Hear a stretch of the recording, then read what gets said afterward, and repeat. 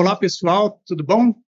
Que bom ter você aqui conosco. Eu sou o Huberto Damas, diretor de estratégia de transformação do Grupo Bittencourt, consultoria que acumula 4 décadas de expertise em desenvolvimento, gestão e expansão de franquias e redes de negócio.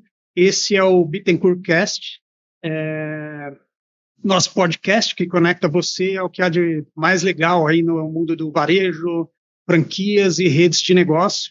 E hoje nós temos a honra, né, de conversar aqui com o Peixoto, na sede aqui da Remax Brasil. Aliás, sede muito linda, parabéns. Obrigado. Então, é muito legal tá batendo esse papo aqui e queria começar nosso bate-papo aqui introduzindo aqui, perguntando para você o seguinte, conta um pouco da sua trajetória, né, no franchising e na Remax também. Boa, na verdade, Beto, primeiro um prazer muito grande, é uma honra estar com vocês aqui. O Grupo Bittencourt é um grupo que eu admiro muito, desde sempre. Foi importante, inclusive, na minha trajetória como franqueador, como diretor de franquia, pela geração de conhecimento que vocês oferecem para o mercado. Eu sou de Maceió, vim para cá em 2009, exatamente para iniciar a operação da Remax Brasil, que é uma franqueadora americana, é uma marca americana, líder global em transações imobiliárias. E aí o grande desafio era trazer, inclusive, algo novo para o mercado, porque o mercado de franquias não é novo no Brasil, mas o mercado de imobiliárias, de franquia imobiliária é algo muito novo no Brasil. Ainda hoje não é uma coisa tão difundida. Então, foi um desafio grande. Eu entrei como diretor executivo, eu tinha sócios da operação, tinham muito conhecimento no mercado imobiliário, e eu decidi, eu percebi que se eu entrasse a conhecer com profundidade o mercado imobiliário, eu nunca iria alcançar o conhecimento que os sócios da Remax Brasil à época tinham. Então, eu decidi ir para um conhecimento novo, que era o conhecimento do franchising.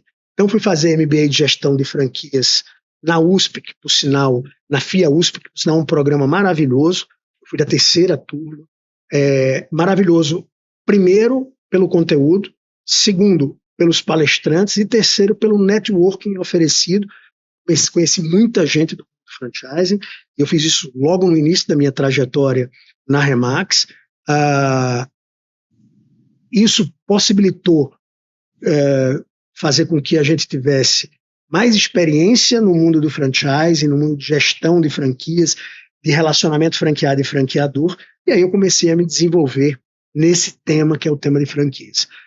2013, eu assumi a vice-presidência da companhia na área de operações. 2016, início de 2016, eu assumi a presidência da companhia. Na época a gente tinha 117 franquias, tinha um faturamento da rede toda de 26 milhões de reais, gerando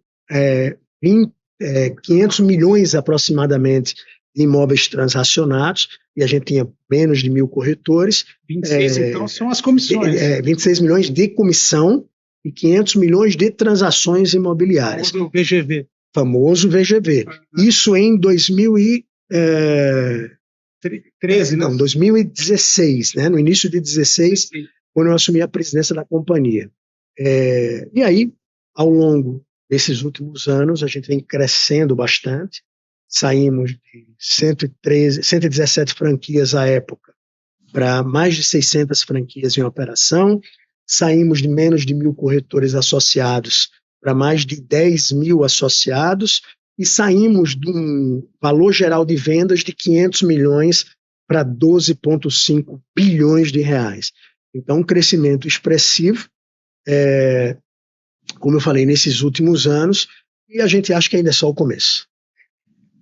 Muito bom. Sua trajetória, naturalmente, fica ligada a essa forte expansão, né? Exatamente. E que tipo de estratégia você usou, né? Conta pra gente um pouco para sair, né, de 100 e alguma coisa para 600, né? Como é que funcionou esse processo? Sim, primeiro, que eu acho que é muito importante, em qualquer empresa, pessoas, se não for colocadas pessoas em primeiro lugar, como elemento base do desenvolvimento da empresa, sobretudo empresa de serviço, a gente vai ter um problema sério. Então, a primeira coisa foi focar em pessoas. E falando em pessoas, eu falo muito de cultura empresarial.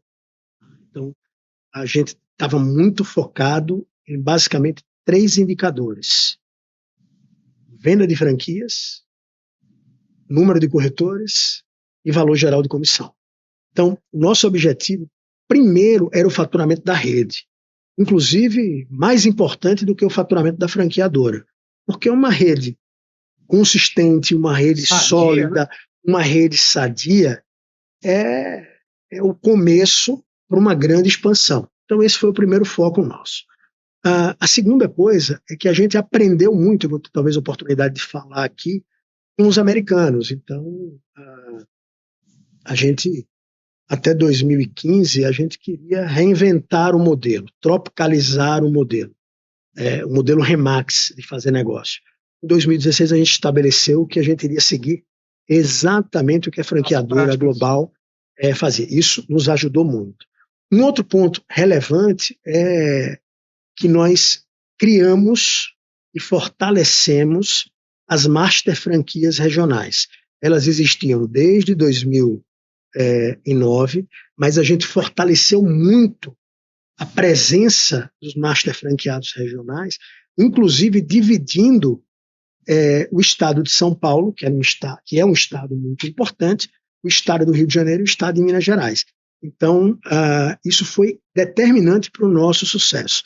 Nós hoje temos 16 master franquias regionais que ocupam, e na verdade não ocupam, eles dividem o papel de franqueadores junto comigo e garante proximidade à operação. Então, nós somos um dos poucos casos no Brasil de sucesso em master franquia regional.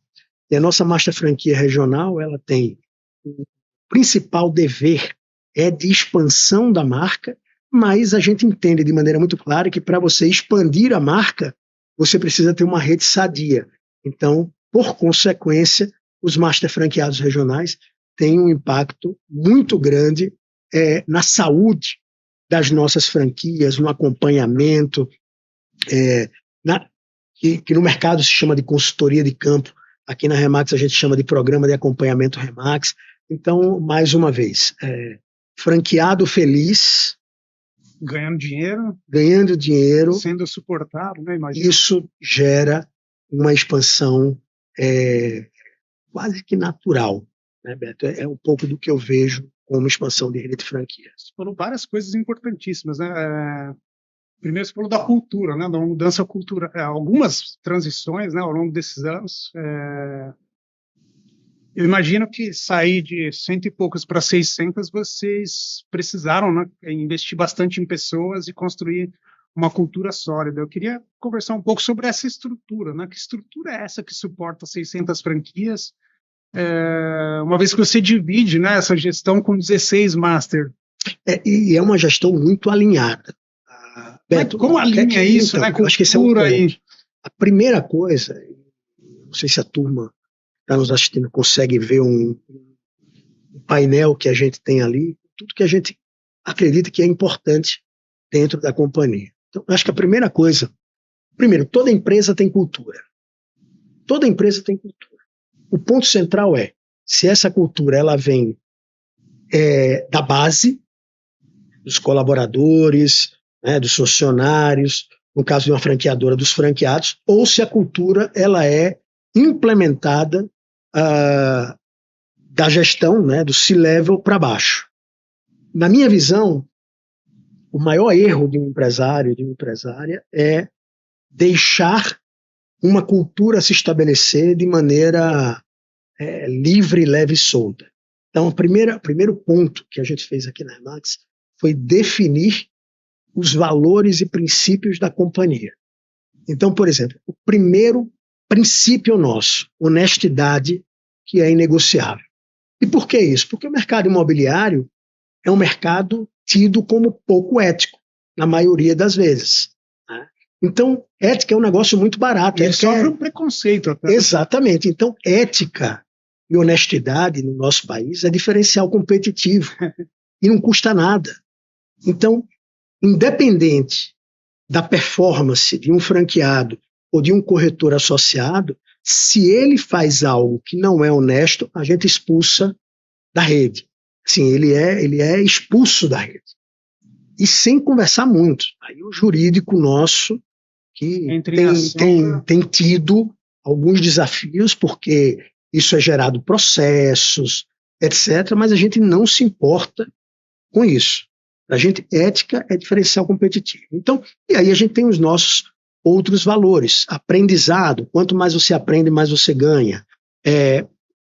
Resiliência, desistir não é uma opção. Então, e é engraçado, porque esses valores e princípios teve uma participação efetiva nossa na implantação, mas num determinado momento eu juntei todos os franqueados do Brasil, num evento que a gente faz chamado Summit, e a gente definiu e elegeu prioritariamente quais eram os princípios e valores. Então foi co-criado esse processo. Ele foi co-criado, ele foi aprovado pelos franqueados. Eu acho que é um outro ponto importante. Então, primeira coisa, princípios e valores. Quando você tem isso muito claro, os princípios e valores, eles fundamentalmente, funcionam como se fosse um guarda-rail. Né? Então, você pode ir mais para a esquerda, você pode ir mais para a direita, mas tem aquele guarda-rail que você não pode ultrapassar. Se você ultrapassa, ali tem um precipício. No nosso caso, esse cara é jogado no precipício e ele vai para longe da gente. Tá? Então, eu acho que esse é o primeiro fator, uma cultura muito forte. Segunda coisa, saber onde a gente quer chegar. Esse é um ponto determinante. Por exemplo, na nossa visão, nós queremos ser a empresa franqueadora de maior rentabilidade para o franqueado. E por que isso é possível? Porque a gente trabalha com serviço. Então, é óbvio que eu tenho um profundo respeito por muitos franqueadores, admiro muito, mas o modelo de negócios da gente, ele tem um investimento relativamente baixo, se comparado, por exemplo, com o McDonald's, e o ganho ele é ilimitado, dependendo do trabalho do franqueado, não é nem o trabalho da franqueadora, diga-se de passagem, é o trabalho do franqueado. Então, por exemplo, eu tenho franquias que começaram com 5 corretores e um faturamento, e aí eu estou falando de comissão, de menos de R$1 milhão, e esse ano, esse mesmo grupo, certo? Está com 200 corretores, está com mais de 20 milhões de faturamento no ano, e está com 6 lojas. Então, o investimento inicial ele é muito baixo. Você precisa trabalho, foco, resiliência, ter comprometimento. Esses são exatamente os valores da companhia. Então, saber onde você quer chegar. Ponto importante. Saber os seus valores e princípios. E outro ponto é assim, como nós vamos chegar? Que é a nossa missão. Né? A nossa missão é atingir os nossos objetivos fazendo as outras pessoas atingirem os delas. Então, primeiro eu sirvo, primeiro eu dou tudo que eu puder dar para o meu franqueado, para o meu corretor ter sucesso, e na hora que ele tiver sucesso, um pouquinho do sucesso dele vem para o nosso bolso, e a gente atinge os nossos objetivos. Né? E por fim, e se fala muito de propósito, e é engraçado, porque, no final das contas, às vezes, muitas das pessoas que estão assistindo estão iniciando a operação agora, está começando a se franquear agora, e é muito difícil uma pessoa entender quando ela não tem as contas do mês pagas, inclusive na casa dela, não só na empresa, falar de propósito. Né? Então, primeira coisa, você tem que... se a gente for para a pirâmide de Maslow, você tem que garantir a sua sobrevivência. A prioridade e nesse momento, amigo, esquece propósito. Vai lá e faz o que tem que fazer. E eu não estou dizendo, quando eu falo esquece propósito, tem gente que tem muito claro esse propósito desde o D0. Isso é muito bacana, isso é muito importante. Por outro lado, são muito poucas pessoas que têm isso. A maioria das pessoas, a maioria dos empreendedores, eles sofrem muito. E, então, quando eu falo isso, é para eles não se cobrarem de terem exatamente tudo perfeito, propósito definido e tal. Quando você sai do momento da sobrevivência, aí é muito importante você ter um propósito, porque ele te guia. Então, no nosso caso, é inspirar vidas e construir histórias. E no final das contas, Beto, todo o trabalho que a gente realiza é para ajudar as pessoas a construírem uma nova história, né? Uma história melhor, seja os nossos clientes finais, seja os nossos franqueados, os nossos corretores. É muito bom ver essas pessoas construindo histórias, né? Cases de sucesso, como você viu aqui na recepção, os cases de sucesso que a gente apresenta. E aí você começa a direcionar o seu esforço para fazer coisas que gerem dinheiro, que gerem lucro, mas que gerem lucro através de construção de boas histórias e através de inspirar pessoas a construírem boas histórias.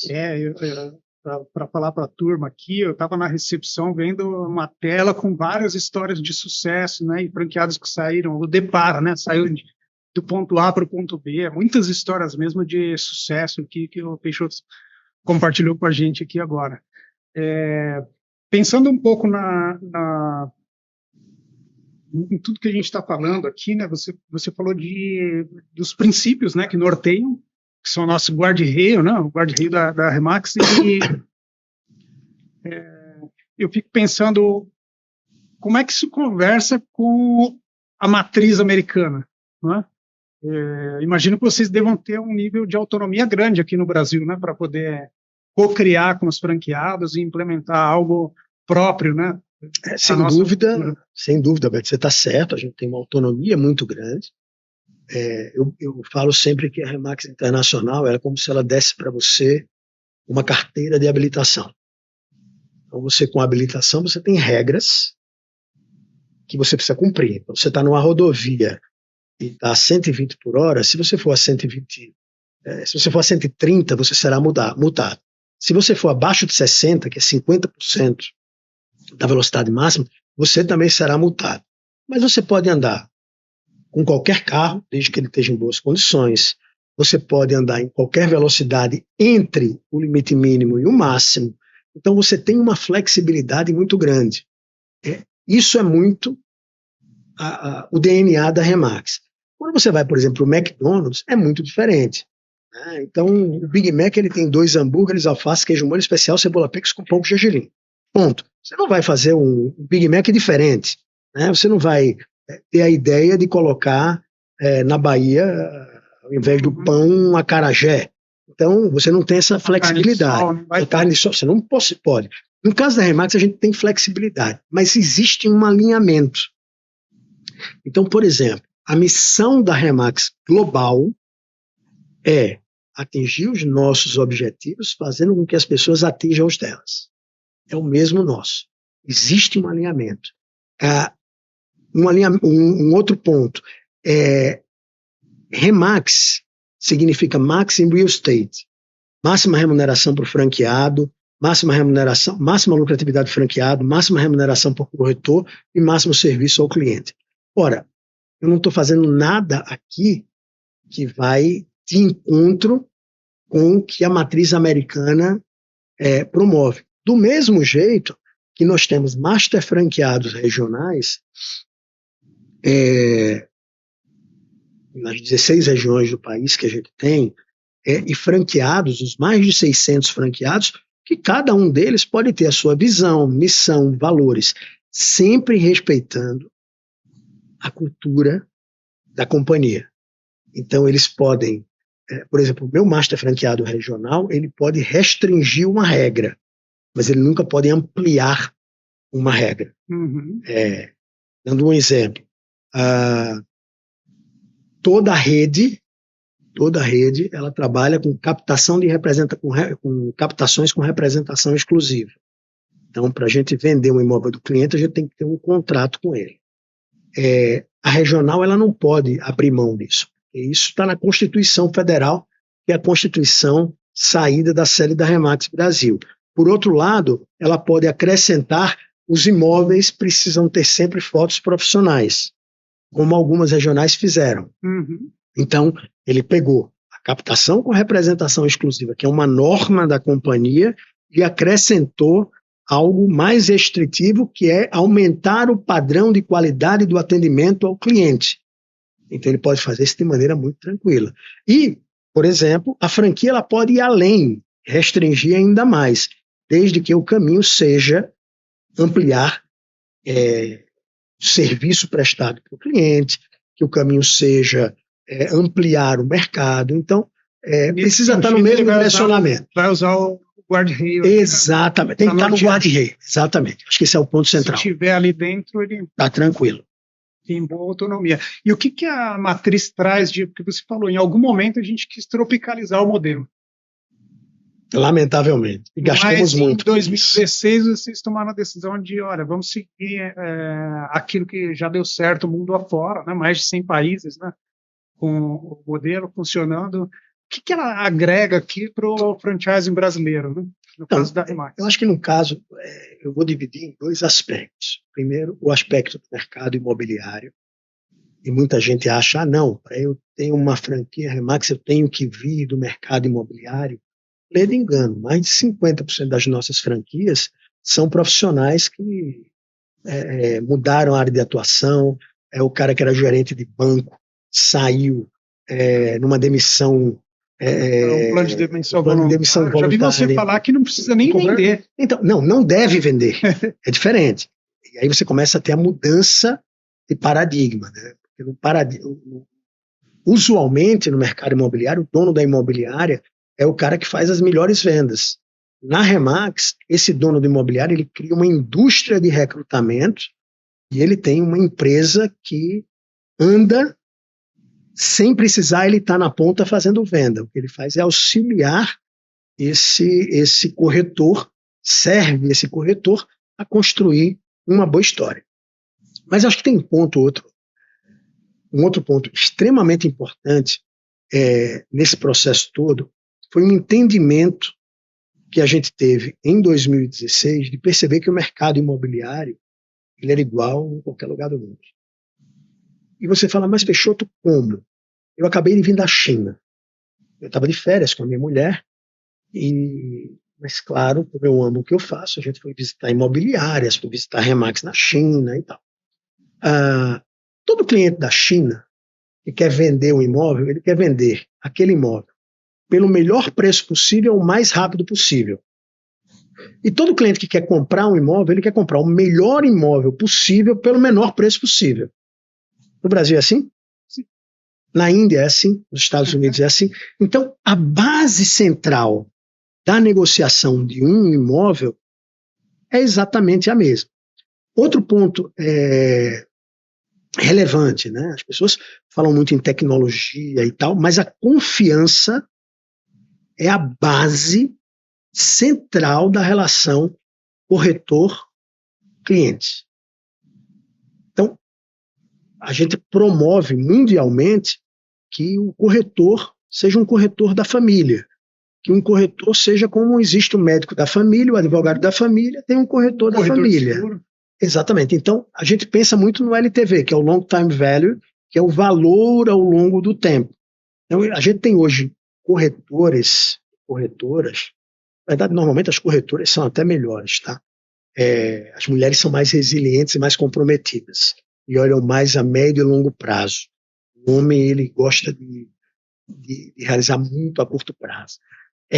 Mas a gente pega corretoras e corretores que já venderam 5, 6, 10 imóveis em uma mesma família. Olha que interessante. Então, eu acho que esse modelo que a gente pegou do americano e que a gente viu que todas as operações da Remax nos outros países que seguiam esse modelo, eles se tornavam o número 1 do mercado daquele país. Nós temos mais de 50 países da Remax onde nós somos primeiros colocados. Hoje, inclusive, o Brasil. Brasil também. Que é a rede imobiliária que mais vende imóveis no país. Todos seguindo o mesmo modelo.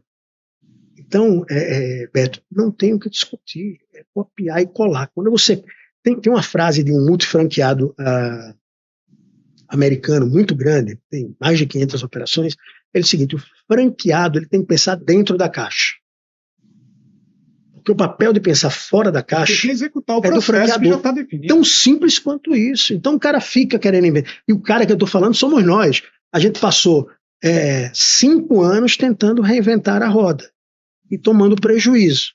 Na hora que a gente pegou o modelo que os americanos falaram e a gente implementou, a gente decolou.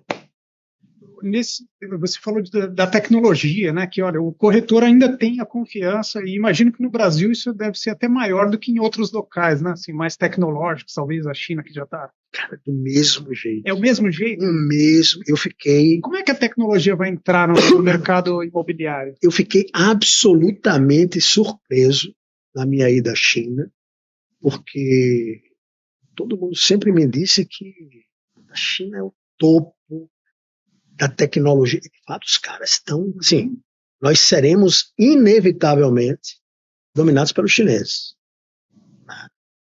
Os caras se preparam lá, o jeito. Infraestrutura, é o país mais capitalista que eu conheço.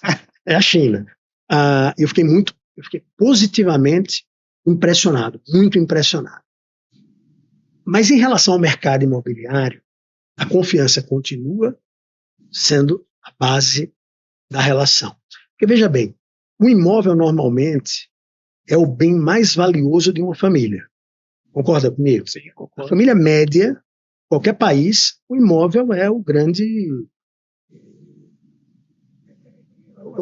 patrimônio de uma família. Então, você não vai comprar o grande patrimônio da sua família por um aplicativo. Sinto muitíssimo falar isso. Agora, o que é que a gente percebe? Que os corretores, muitos deles serão substituídos. E quem é o corretor que vai ser substituído? É aquele corretor que não usa tecnologia. Então, os corretores que não usam tecnologia serão substituídos por corretores que aplicam a tecnologia. Eu não acredito, sinceramente, que no processo de compra e venda do imóvel a gente deixe de ter um ser humano intermediando. Agora, eu estou falando um ser humano intermediando e seja um profissional competente. Eu estou falando um ser humano intermediando que agregue valor para o cliente.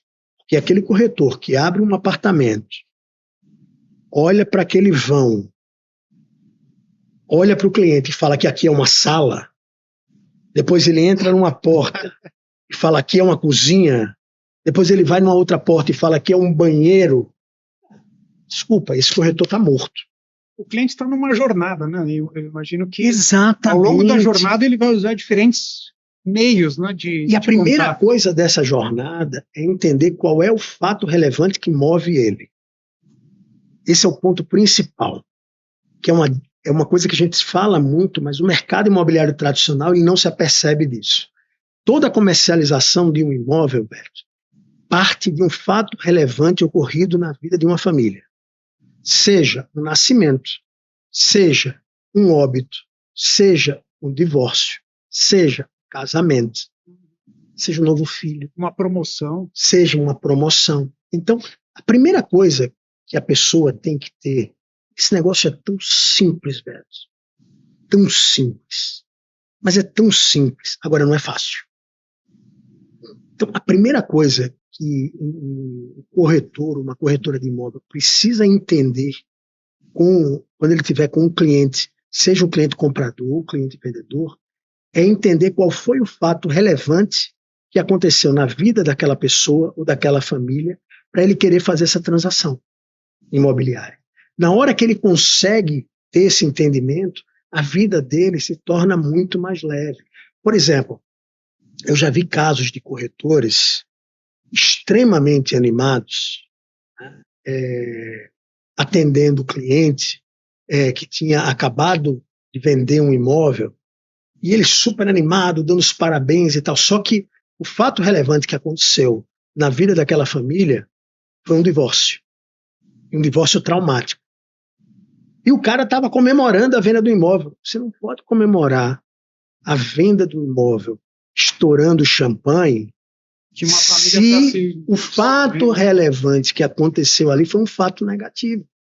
Então, entender o seu cliente, entender o seu movimento, entender a sua jornada, que eu acho que essa palavra da vez é uma coisa que a gente discute muito, é entender essa jornada é condição sine qua non para a gente ter sucesso. E aí, quando você pega de modelo, o modelo do americano, os americanos são muito bons em fazer isso. Então, a gente pega muito essa tecnologia dos americanos, e aí eu estou falando tecnologia, eu não estou falando apenas da tecnologia de informática, estou falando o know-how estruturado, e aplica no Brasil e tem um super resultado. E encurta o caminho. Né? Esse é um outro ponto. Tem uma coisa que eu faço na formação inicial de franqueados, Beto, que é o seguinte, eu mostro um slide, eu coloco aquele empresário dentro daquele slide. E eu falo que a Remax, ela não vai salvar ninguém. O que ela vai fazer é, se ele tiver que ter sucesso, e o trabalho fundamentalmente é um trabalho que ele realiza, se ele tiver que ter sucesso, ele vai ter um sucesso muito antes do que se estivesse sozinho. Porque ele vai ter um pacote de tecnologia, de know-how, de ferramentas e um networking maravilhoso para ele rampar muito mais rápido. Agora, se esse cara não vai trabalhar, se esse cara não tem foco, ele vai demorar mais a quebrar, mas ele vai quebrar. Inevitavelmente, se ele não corrigir a rota, ele vai quebrar. Então, franqueadora não salva ninguém. Uma boa franqueadora, ela está próxima do franqueado, alertando o franqueado, ensinando o franqueado, mas é um ensinando, eu nem gosto muito de usar a palavra ensinar. Eu acho que a gente dá acesso ao know-how, mas o know-how precisa ser acessado e utilizado. Você consegue pegar um cavalo, andar com ele 3 quilômetros e colocar ele na frente de um rio, mas você não pode obrigar o cavalo a beber a água. Então, o que a franqueadora faz, verdadeiramente, é levar a pessoa muito próximo do conteúdo que vai mudar a vida dela. Mas ela precisa estudar, usar e se transformar através daquele conteúdo. Acho que vale falar, então, Peixoto, antes da gente começar aqui, você estava falando da visão cliente, funcionário, da forma como a franqueadora trata, né, o franqueado. Né? Se comentasse um pouco para a turma aqui, a sua visão, né, em relação ao papel da franqueadora. Nesse sentido. Sobretudo a franqueadora, a Remax, ela nasceu franqueadora em 1973. Então, ela não foi se transformando em franqueadora como um canal de distribuição eficiente e extremamente lucrativo. Né?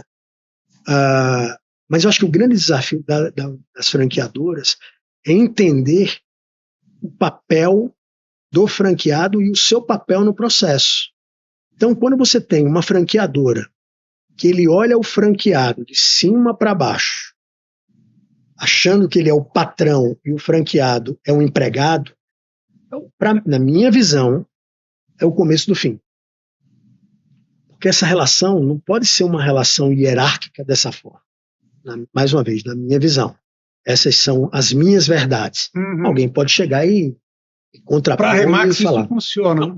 Não só para Remax, como para franqueadoras. Eu sou membro de conselho de 2 outras franqueadoras, que a gente adota esse estilo, e todas as vezes que eu dou palestra para franqueadora, toda vez que eu dou treinamento, eu gravo podcast, eu faço isso, e dá o estalo, e a pessoa começa a pensar sobre isso, de repente mudar o seu mindset, mudar a forma que trabalha, dá resultado.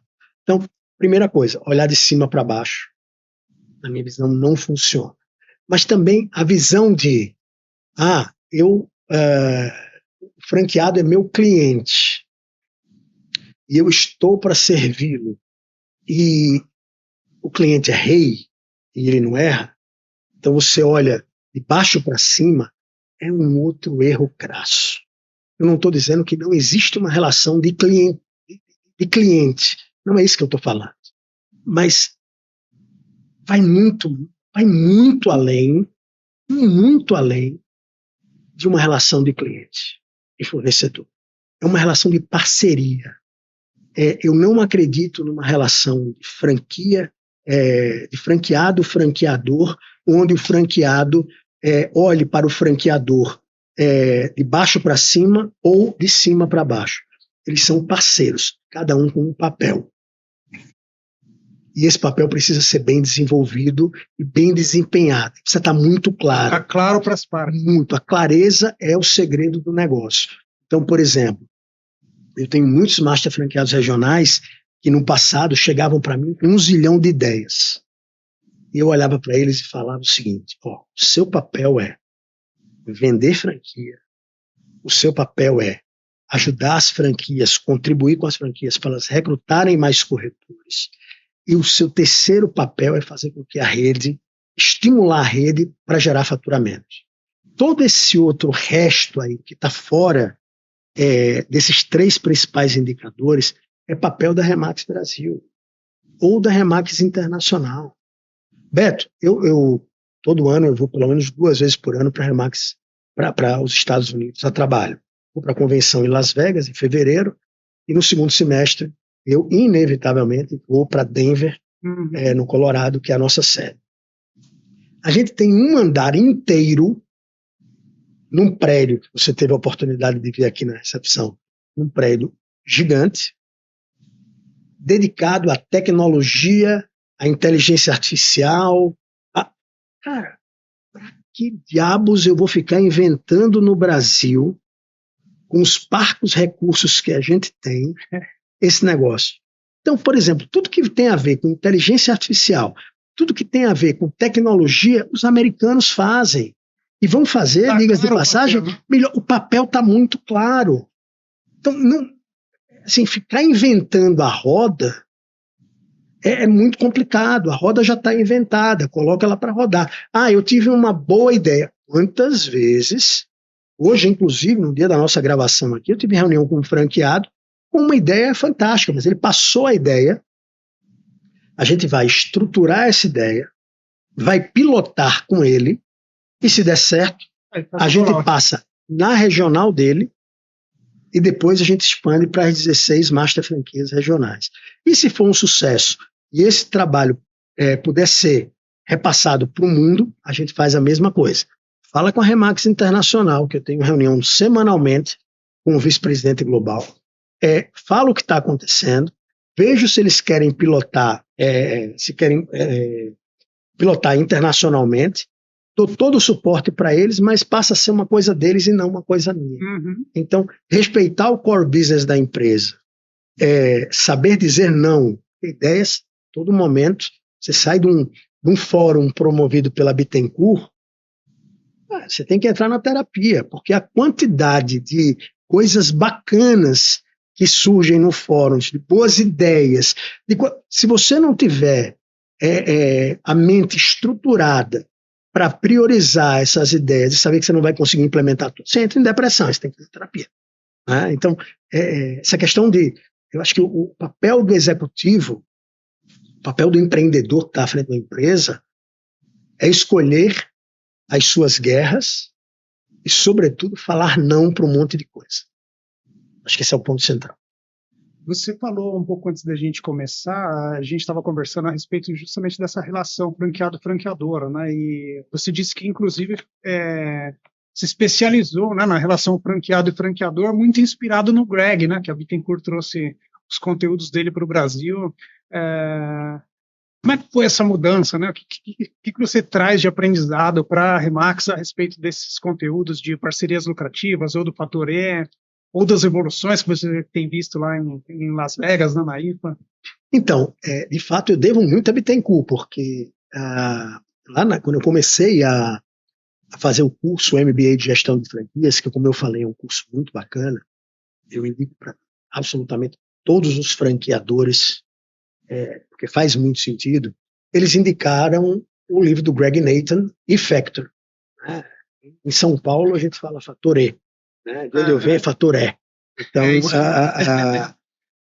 eu li aquele livro e eu já tinha uns 6, 7 meses de franquia e eu falando assim, nossa, assim, é como se ele tivesse posto a luz em algo que estava absolutamente escuro. Porque aí eu comecei a entender que quando aquele cara que é candidato a ter uma franquia, ele assina o contrato, de fato, ele está em êxtase, ele está no glee, ele está com um nível de satisfação, ele vai fazer um jantar, ele tem as preocupações dele, tem os medos dele, mas ele vai comemorar, ele chama até a sogra, o cunhado, né, e vamos comemorar porque a nossa vida vai mudar. Só que eu percebia isso na Remax, e depois conversando com os amigos franqueadores também, que essa satisfação ela dura até o primeiro boleto chegar. Quando o primeiro boleto chega, o cara olha e fala, nossa, será que eu preciso? Será que eu não fiz um erro? Cometi um erro? Né?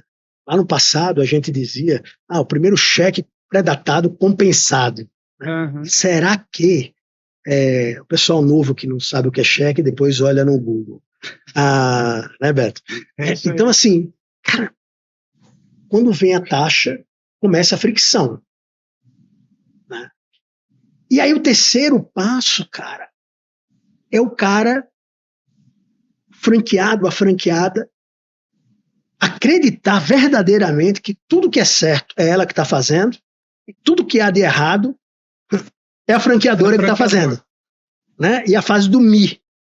E aí, quando você vai, o mi, si, o i, aí você começa a entender que, de fato, todos os franqueados passam por esse momento. Então, foi leitura obrigatória dentro da franqueadora, Fator E.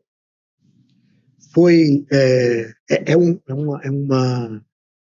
momento na formação inicial de franqueados que é obrigatório a gente apresentar. O franqueado vê isso também. A gente mostra para o franqueado. Já dá clareza de... E normalmente, quando a gente iniciou as formações iniciais de franqueados, eu ficava uma semana em sala dando curso. Hoje eu dou 2 horas do curso. Né? E, por sinal, diga-se de passagem, a coisa que eu mais amo na minha vida fazer é dar treinamento, fazer palestra, mas cada vez eu tenho feito menos pelas atribuições. Né? Mas são 2 horas que eu fico, e uma das coisas que eu comento é sobre o Fator E. Por quê? Porque eu quero apressar, encurtar esse time do ciclo. Do ciclo. Mostrar logo, amigo, não, vocês estão aqui num momento de satisfação.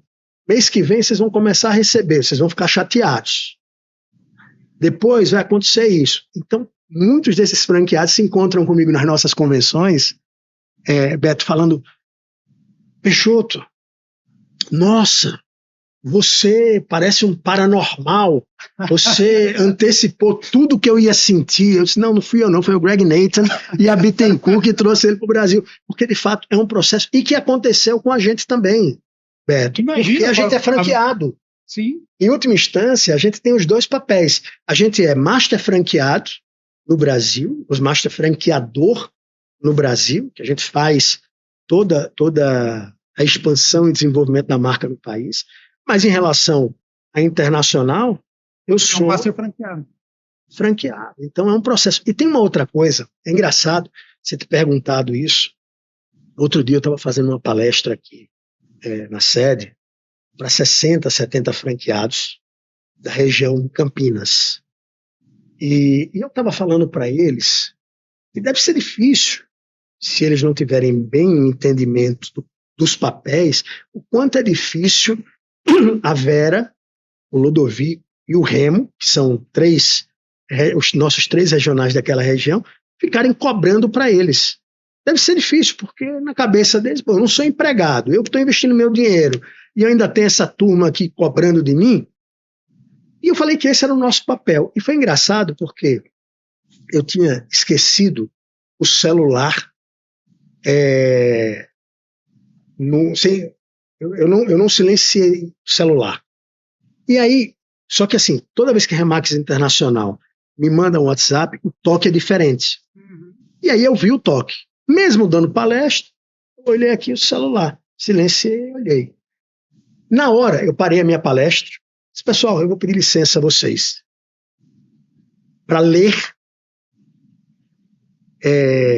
essa mensagem, depois eu quero gravar com vocês a resposta da mensagem.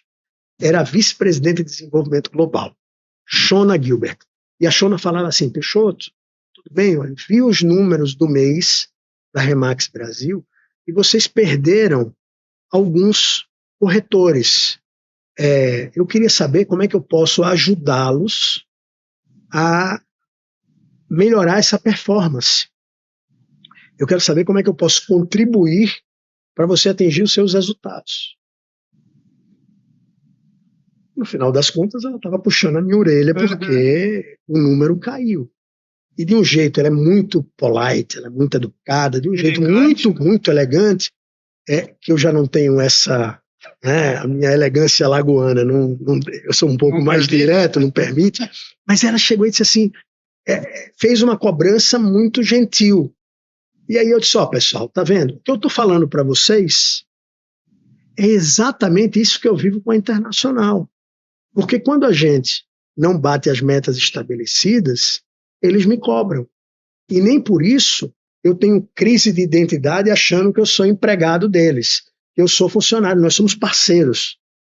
E um dos trabalhos da franqueadora americana é fazer com que eu ganhe dinheiro. Para eu ganhar dinheiro, eu tenho que bater minhas metas. Então, esses papéis, eles são muito importantes. É a relação de interdependência, né? Exatamente. Um depende do outro para que aquilo dê certo. Tão simples quanto isso. Tão simples quanto isso. Queria te perguntar também, a Remax foi reconhecida com o Top 25, muito pela inovação, ousadia e suporte aos franqueados.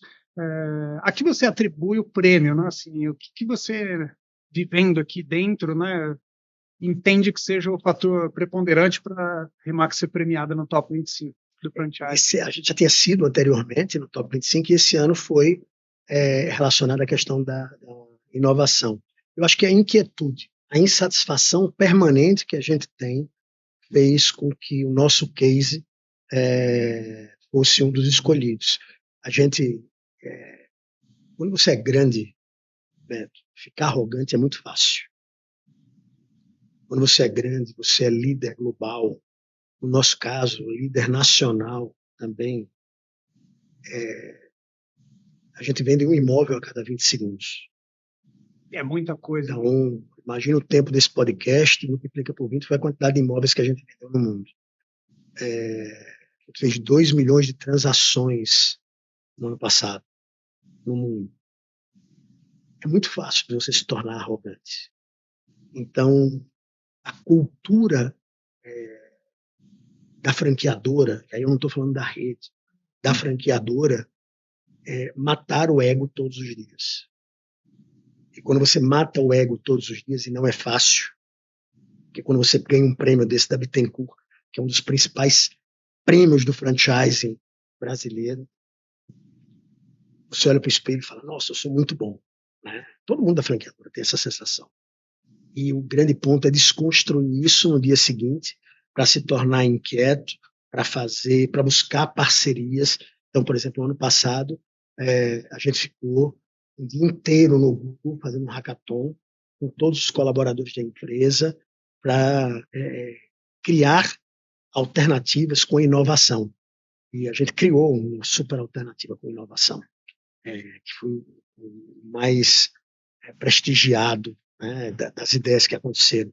Então, eu acho que essa inquietude e essa insatisfação faz a diferença numa empresa que quer sempre melhorar. Como é que o prêmio repercute nas 16 master franquias e nos franqueados? Eu vou contar uma historinha para você. Eu tive a oportunidade, alguns anos atrás, de jantar na casa, jantar de americano, 5h30 da tarde, jantar na casa do fundador da companhia, fundador da Remax. Esse cara é um cara muito conhecido nos Estados Unidos e no Canadá. Pra você ter uma ideia, em um dos andares é um estúdio de televisão que ele dá entrevistas para CNN, para ABC, tá? De lá da série, todo preparado. Um negócio assim, eu trabalhei em afiliada Globo e poucas das afiliadas Globo do Brasil têm a estrutura que a gente tem lá nos Estados Unidos. E a casa dele é um fenômeno, são 6 mil metros quadrados de área construída, o segundo melhor campo de golfe privado dos Estados Unidos, é um negócio fenomenal. E ele saiu apresentando a casa dele para a gente, né? Para mim e para os sócios da Remax Brasil. Chegou num momento, perto do quarto dele, que tinha uma sala só com troféus, certificados, só homenagens. E eu olhei e falei, Mr. Liniger, o senhor, na época, o senhor tem quase 70 anos, é dono da empresa que transformou o mercado imobiliário mundial, é reconhecido internacionalmente como um dos principais players, um dos principais influenciadores do mercado global. E o senhor pega um espaço dentro da sua casa, ao lado do seu quarto, para colocar essas homenagens. Por quê? Ele parou o que estava falando, ele olhou muito sério para mim e disse assim, Peixoto, só tem uma coisa que o dinheiro não compra, é o reconhecimento. Eu posso comprar todos esses troféus que estão aqui nessa sala, posso comprar troféus muito mais bonitos, muito maiores, mas não vão ter valor. Porque o valor vem do reconhecimento de alguém de fora atribuir para você um determinado valor. E essa é muito também a cultura da empresa, é o reconhecimento. Então, receber a premiação da Bittencourt num país onde a gente tem mais de 3.500 marcas franqueadoras e a gente ser um dos top 25. É um grupo seleto, né? Muito seleto. É o que faz todo mundo na rede ficar em êxtase. Mais uma vez, a premiação não é uma premiação em dinheiro, a premiação não é uma viagem, não é um carro. Não, a premiação é você outorgar, nesse caso, para 25 empresas, que elas são um destaque entre mais de 3.500 marcas. Então, deixa a gente bastante emocionado, deixa a gente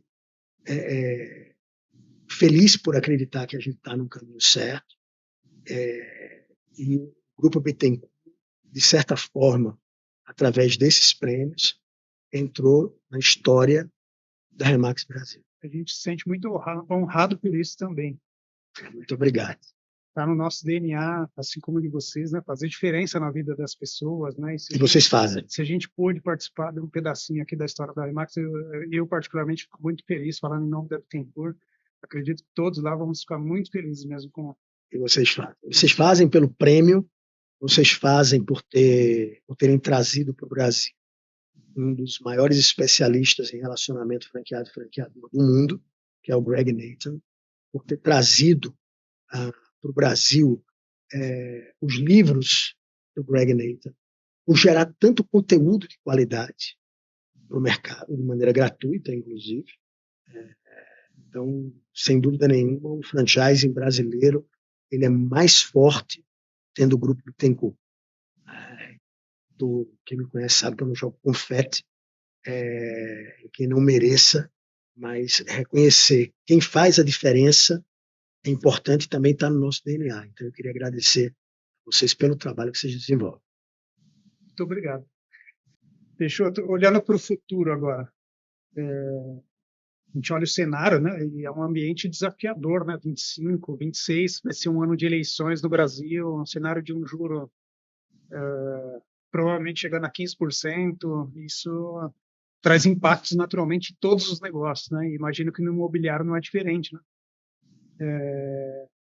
Quais são os próximos passos de Remax aí, pensando em franchising? Que vem pela frente, pensando no ambiente desafiador Brasil, mas no histórico de sucesso também da Remax frente a tudo que o Brasil enfrenta, né? Cara, eu vou dizer um negócio que vai surpreender. Toda vez que eu falo isso, as pessoas ficam surpresas. Interpretam, às vezes, até errado. Mas eu não estou nem aí para a crise do Brasil. Eu não estou nem aí para os juros altos. Por que eu falo isso?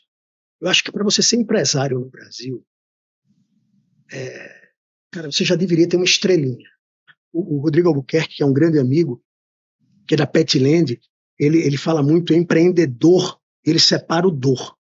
Né? Porque empreender no Brasil dói. Então, como a gente tem uns cases maravilhosos na Remax no mundo, e eu fui, mais uma vez, beneficiário de fazer parte de uma rede global, eu pego a Remax Argentina, e eu estou falando da Remax Argentina antes do Milei. Tá? Era uma das melhores operações, e é uma das melhores operações do mundo, e fatura fatura 5 vezes mais do que a operação brasileira. Certo? Tá brincando, 5 vezes mais? 5 vezes mais do que a operação brasileira. Uau. Em 2016 era mais de 30 vezes.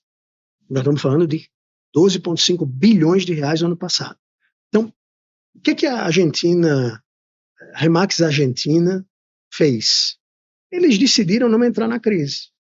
Parece engraçado falar isso, parece que é jargão. Não é isso. Cara, todas as pessoas, em algum momento, se ganhou mais dinheiro, se perdeu mais dinheiro, vão querer comprar ou vender um imóvel. Você seta um mindset diferente e a turma percebe. É tão simples, como você? 100%. Então, assim, se num bairro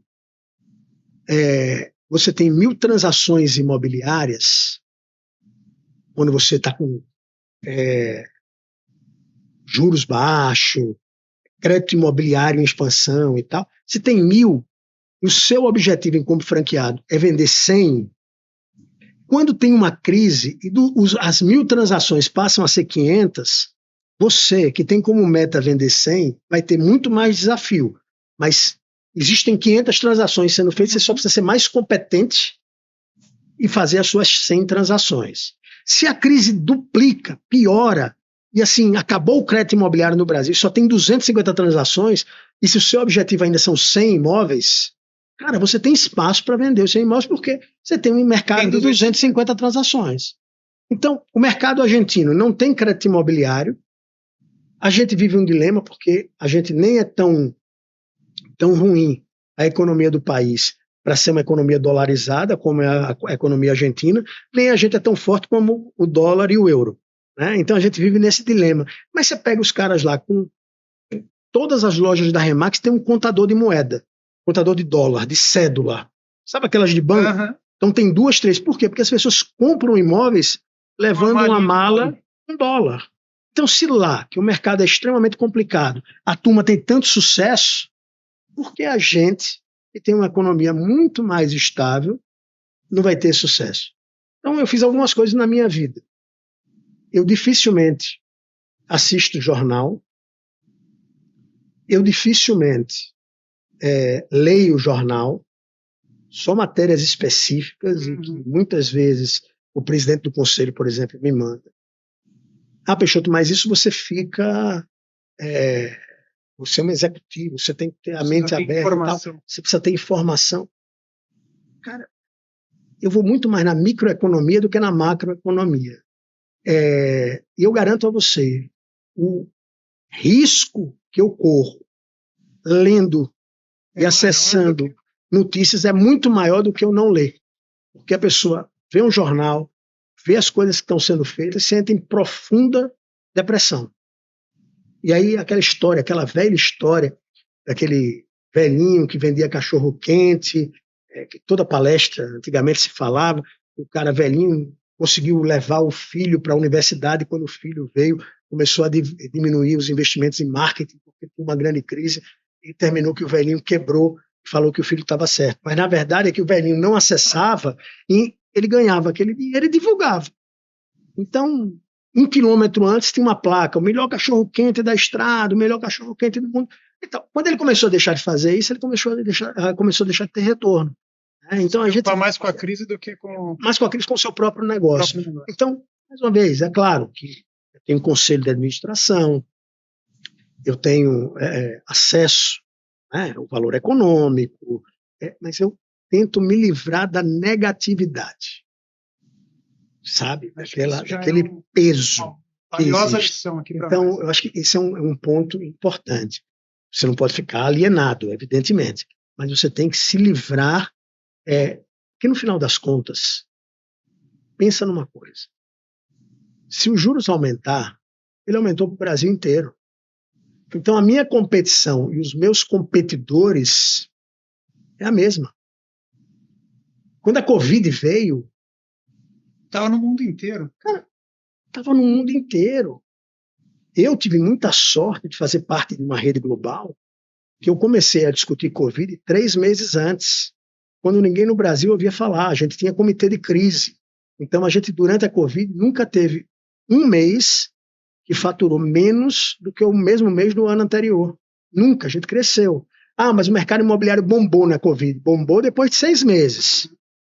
Mas em abril estava o caos, em março estava o caos, em junho estava o caos, em maio estava o caos. E a gente sempre cresceu. Por quê? Porque a gente estava preparado. Então, se eu puder deixar uma dica para as pessoas, olhem menos para a economia e olhem mais para a sua empresa, porque você tem muito espaço para crescer, de muita ineficiência, de muita coisa errada que a gente faz, que se a gente consertar, a gente vai ter um crescimento independente das políticas econômicas ou dos juros que são cobrados.